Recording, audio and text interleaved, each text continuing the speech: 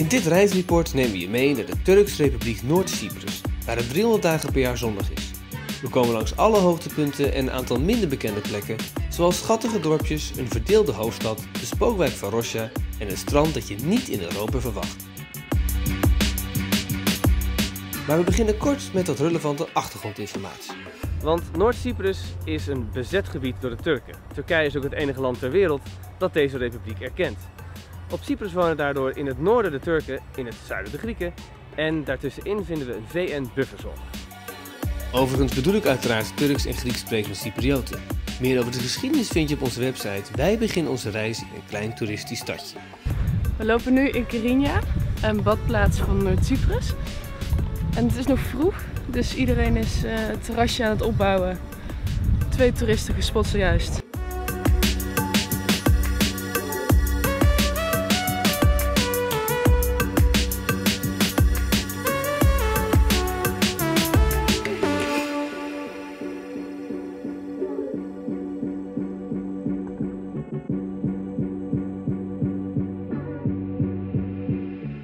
We lopen nu naar het kasteel Sint-Hilarion. Maar we worden ook nog beschoten door de Turken. Ja, het is zo. We zijn met de auto hierheen gegaan, maar de weg hier naartoe mochten we absoluut niet stoppen. Dus wat doen we? Wij stopten uiteraard wel. Heel dom geweest. Nou goed, een paar militairen die tuterden ons weg. In de bergen ten zuiden van Kyrenia ligt het Sint-Hilarion kasteel. Of nou ja, het zijn eigenlijk 3 kastelen die bij elkaar zijn gebouwd vanwege de gunstige ligging. En dat geldt tot op de dag van vandaag, want de Turken hebben er een militair gebied van gemaakt.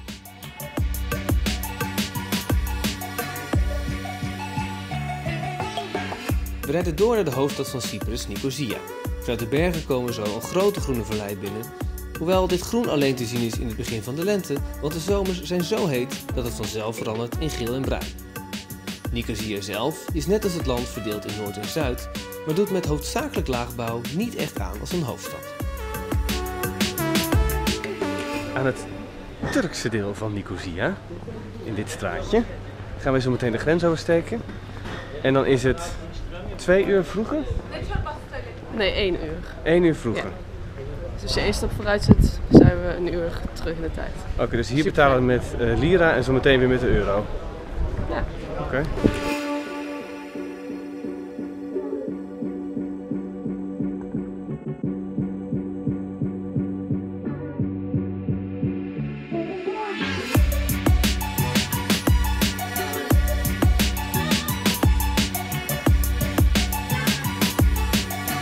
We zijn hier bij Buzuk Han, de grootste caravanserij van Cyprus. Door de Ottomanen gebouwd in 1572, nadat ze hier in 1570 kwamen. De Britten hebben dit vervolgens gebruikt als een gevangenis. En wat je nu vooral ziet zijn restaurantjes beneden en hierboven allemaal leuke kleine winkeltjes met handgemaakte spullen. En je ziet de vrouwen hier daadwerkelijk ook kleine kussentjes haken en dat soort dingen. Het is heel schattig.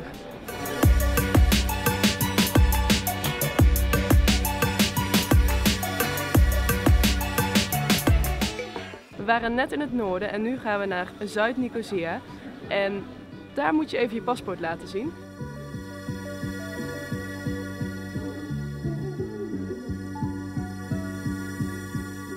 Nou, het is gelukt. We zijn nu in Zuid-Cyprus. En eigenlijk net als met Berlijn, meteen beginnen de grote billboards, de KFC, de McDonald's, de Starbucks. Dit was een vraag van Corneel. Kun je makkelijk de grens over? Ja, dat kan. Met name omdat wij deze Nederlandse paspoorten hebben. Heb je nou geen Nederlands of een Europees paspoort, dan kan je een stempel krijgen op een apart papiertje dat het niet in je paspoort zit. Want dat kan natuurlijk weer lastig zijn als je Griekenland ingaat, omdat niemand Noord-Cyprus erkent, behalve Turkije.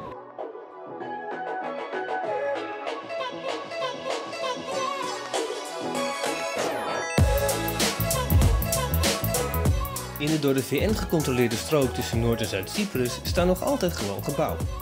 Zo ook deze Maronitische kerk waar we tijdens een onaangekondigd bezoek uiterst gastvrij ontvangen worden.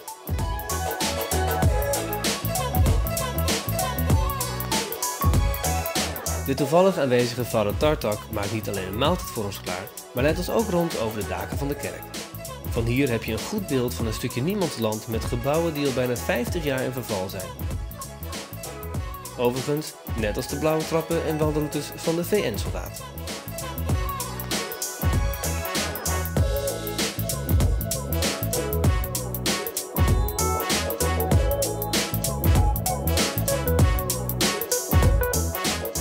zouden hier om 8 uur stip moeten zijn bij Dus we Koermakiti. kwamen dan ook met 120 de bocht om hier. Ja, en Maar, stipt om 8 uur zaten wij in de kerk. Alleen houden ze hier de Griekse tijd aan, omdat het een van oorsprong Grieks stadje is.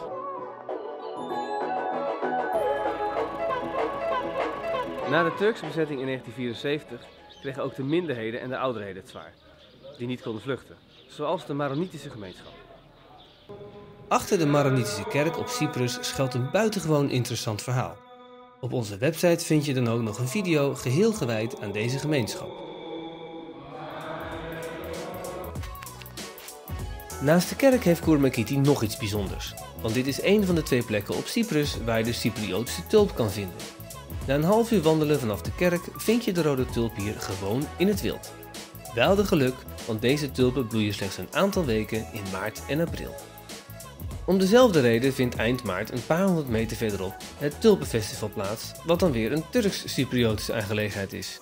Wij kwamen er per toeval langs, want het is vooral een lokaal feestje. Overigens kwamen wij geen enkele tulp tegen op het Tulpenfestival.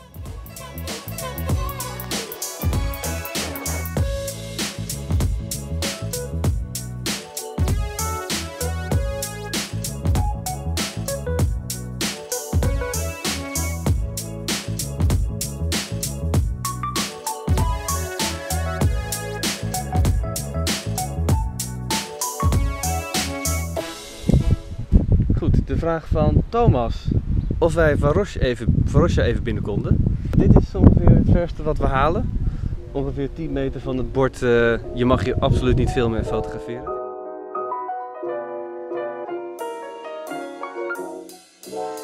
De Turkse bezetting heeft ook als gevolg dat je overal Turkse soldaten, kazernes en door militairen beschermd gebied tegenkomt. Een van de meest bizarre verboden plekken is wel de wijk Varosja. Tot vlak voor de Turkse invasie een druk bezochte en geliefde badplaats vol luxe hotels, nu een spookstad waar al bijna 50 jaar niemand meer naar binnen mag.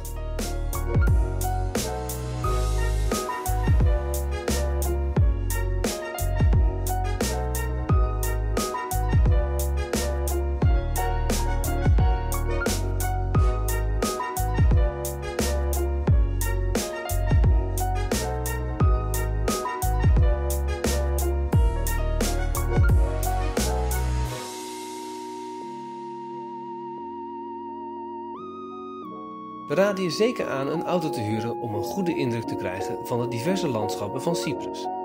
Van het uiterst west naar het uiterst oost rij je in ongeveer 4 uur, waarbij het schiereiland Karpas zeker de moeite waard is.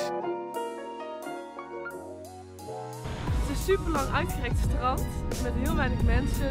Ook zouden hier zeeschildpadden zijn, die hebben we helaas niet kunnen vinden. Maar er zijn ook wilde ezels en het Apostolus Andrea klooster is er ook.